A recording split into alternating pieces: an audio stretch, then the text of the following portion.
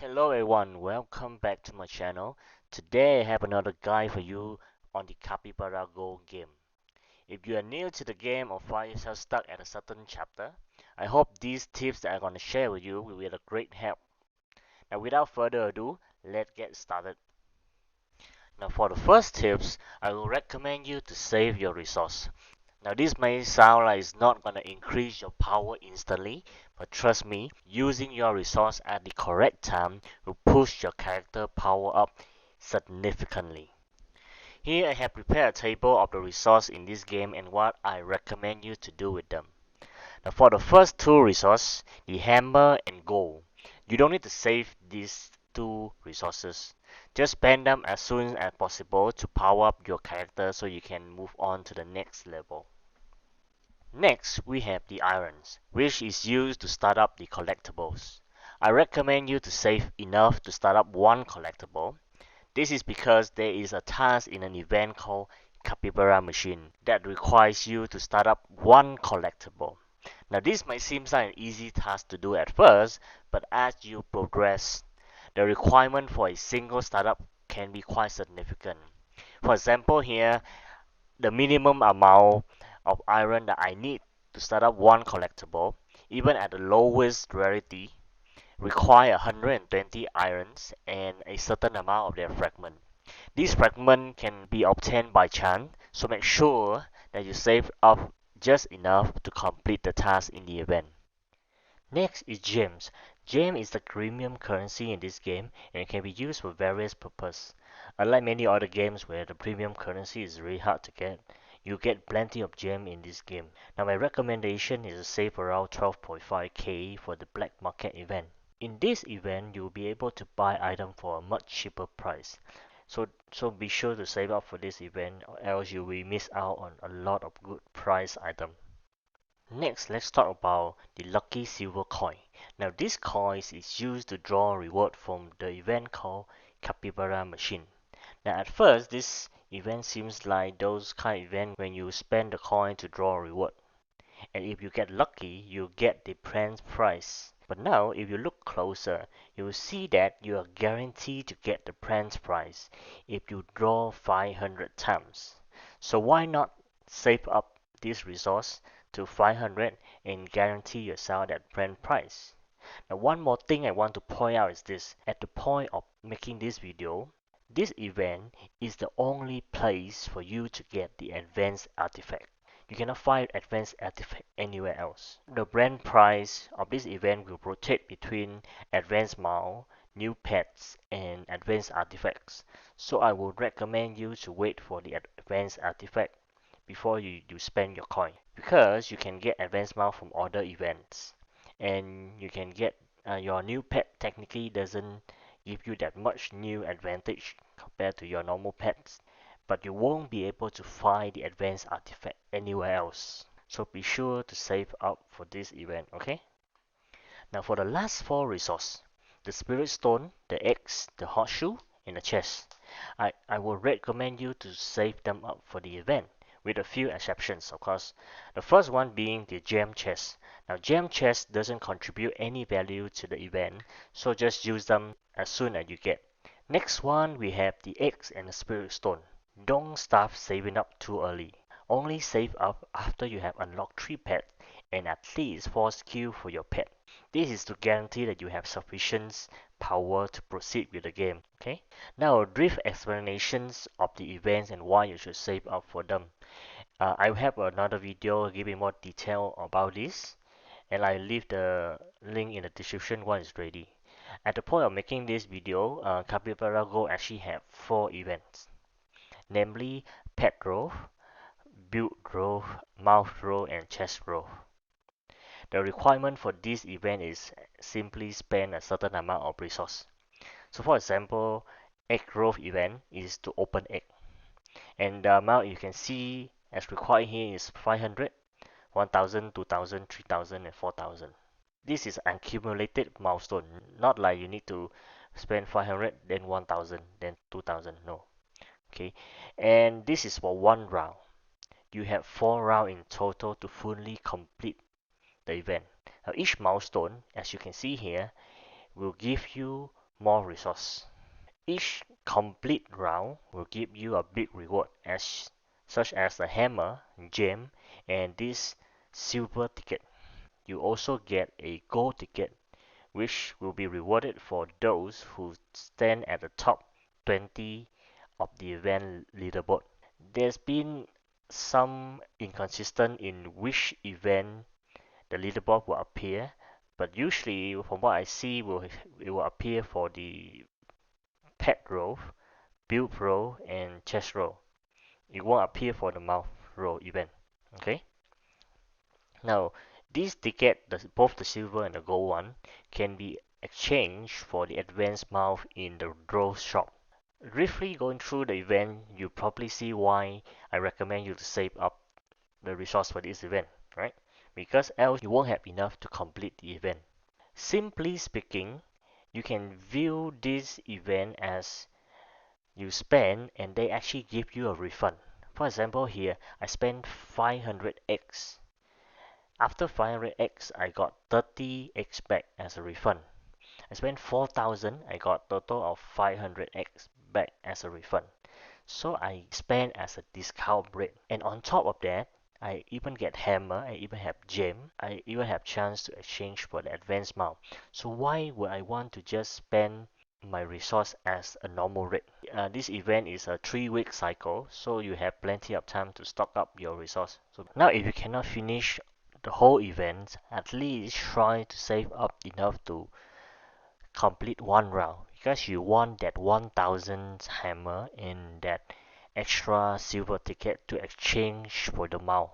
Okay, so if you're not saving up, cannot save up for the whole event, at least save up, use enough to complete the round and not more, and then save toward the next event. Okay. Now, tips number 2. This is regarding your equipment, and my recommendation is you max out your weapon and armor, followed by maxing out the rings or the amulet, depending on whether you want the HP or higher attack. Now, I have an example for you here, which is on the left, you see a balanced build. I level up everything to level 15. This is around 90 level up. And you can see that compared to the right where I only level up my weapon and armor, the rest stay at level 1. I have a higher combat power compared to when I balancing out the whole build. Okay, so now if you already level up your equipment and don't know how to reset them, you can do it by clicking on the equipment and there's a reset button right here for you to reset the whole equipment. Okay, now I have another example for you right here. uh, 4 different variants. Okay, the first one with the balanced build, you see that it have the lowest combat power among every all the build. Right. Next one I have max out my weapon but keep everything else at the higher level. Then I max out my weapon and armor and keep everything else balanced. The combat power increase. But the last one, which have close to 10 millions more combat power compared to the first build, is when I max out weapon, armor, and then my ring. I max out my ring, and then keep the rest as a bare minimum. Now these tips actually have helped me clear out a lot of level that I stuck with when I first started the game. So I hope that this one will be really helpful for you, and let me know in the comment below if you find this helpful. Okay. Now tips number 3, pet level. Now this is one of the things I missed when I first played this game, where I only thought that those pets that I bring together with me to the team will increase my combat power. But if you actually click on the question mark right here on the pet level upgrade, you see that at level 5, 10, and 15, and 25, and so on, it will the pet actually increase your HP, attack, and defense. This will increase your combat power. So if you see right here, as I reset the level of my common pet, my combat power goes down. Now, if I increase it to level 5 and level 10, you see that my combat power actually went up. So if you haven't leveled up your common, uncommon pet, go ahead and do it now, right? And increase your combat power. One thing to take note is this: the higher rarity pet will give you a better bonus. So after a while, you might want to reset the level of your common pet to get enough pet food to level up your higher rarity pets. Okay? Now, tips number 4: pet build or combat power. Now, if you have unlocked this pet build and you have tried to reroll, you might find it's weird that how come sometimes I have a higher rarity build or attribute, but my combat powers goes down. Now, the case is this: if you have the attribute called global HP, attack or defense, your combat power will goes up. Any other attribute, your combat powers will goes down. Now, higher combat power sometimes doesn't necessarily means that you will be stronger. Okay, sometimes it you require to have a certain focus on the specific attribute itself. So in my own experience, I find that having the attribute called basic attack damage reduction, basic damage reductions actually help a lot when it comes to clearing the story. Damage to boss is also good because a lot of time you have difficulty mainly because of the boss hit you really hard or you cannot kill them on time. If you find yourself stuck, maybe try instead of going for the combat power, try reroll for something different, right? Maybe the basic attack reductions to help you survive or the extra damage to the boss. It's up to you, okay? Tip number 5: don't give up. Now, all this game where we see there's a combat power, we fix it to the mindset that the higher, only when we get higher combat power, we can clear a certain stage. Now, this is not the case here. When you are actually fully equipped, you have all your 3 pets, a lot of things actually contribute to you winning or losing the match. It can be your dodging, can be your freeze, can be your critical, can be your combo rate, can be your counter rate, a lot of things. Okay? So, one single challenge and fail doesn't mean that you are not strong enough to clear that boss or that dungeon. Okay? So keep on trying. Okay, so when you click on challenge, you can actually skip and take a look at how much HP the boss is left with. If you see that he's like more than 50%, maybe you are not strong enough yet. But if you see him maybe goes down to 10 million or 1 million HP, you might have a chance to clear the boss and actually get a better reward every day instead of stuck with the lower reward. Okay? And this actually lead my next tips, which is change up your equipment. Now, certain boss, especially in the tower, certain boss, you'll be facing different boss or different elite. Different equipment works for them. Okay, so let's say for this night human, I actually find that if you see here, and when I'm wearing the mushroom hammer, which actually don't give bonus attack but give bonus HP, I can only bring his HP down to around 100 million. But if I change up my equipment to the sun, I can bring him down to let's say 5 million, 10 million, and I getting really close to clearing him.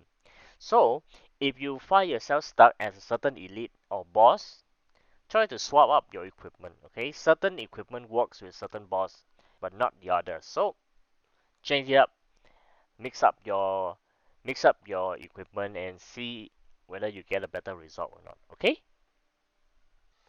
Okay, so that will be all the tips that I have to share with you for this video, and I will keep you posted if I found any other great tips. Okay? And if you like the video and like my guys, please support by like the video, comment and subscribe. Thank you, and I hope to see you in the next video. Okay? Bye bye.